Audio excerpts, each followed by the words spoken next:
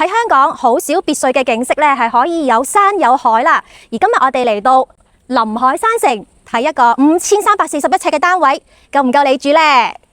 依家同大家參觀嘅單位，臨海山城臨海徑2號洋房，坐落大埔半山位置，背靠八仙嶺山脈，遠望船灣淡水湖同吐露港沿岸景致。實用面積5341尺，連1522尺花園，4套房間隔，廳大房大，感覺私隱度同居住舒適度都係滿分啊！好適合大家庭同埋中意大自然嘅朋友參考。呢度呢就係你嘅前園林啦。咁我哋加入去睇睇。哇！入到嚟呢就覺得好有氣派啦。樓底高7.2米，營造出簡約嘅北歐風格。先睇下廚房啊，女主人嘅領地啊！哇！經過廚房同小吧台，我哋嚟到客飯廳，空間闊落，長度超過9米，大廳佔地約有640尺，靠邊全部係落地對流大玻璃窗，採光度高，兼可欣賞窗外嘅風景。至於洋房嘅戶外花園面積1522尺，日常住戶可以感受悠閒嘅園林生活，假日可以喺屋企舉行小型嘅派對，相信空間容納超過20人都係綽綽有餘嘅。乘搭私人電梯上到嚟1樓嘅睡眠區。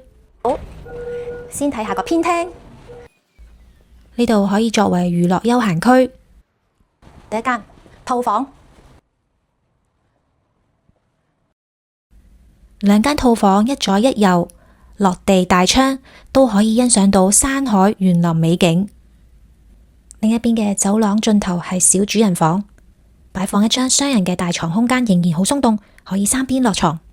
小主人房嘅隔籬係一個閱讀空間區，可以一邊聽歌一邊睇書。主人套房位於2樓，經過一條長嘅走廊，哇，空間好闊落啊！右邊係生活區，擺咗一組嘅梳化同埋茶几，方便主人喺度休息同埋傾偈。闊落嘅露台可以望到山、望到海、望到淡水湖嘅景色。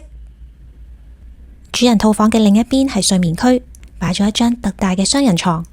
房內有一個好大嘅衣帽間，哇，好似一個陳列室啊！飾物櫃、衣櫃、梳妝台都一應俱全，足夠擺放男女戶主嘅4季衣飾同埋靚鞋啦。第2個衣帽間，咁男女主人就唔使爭位啦。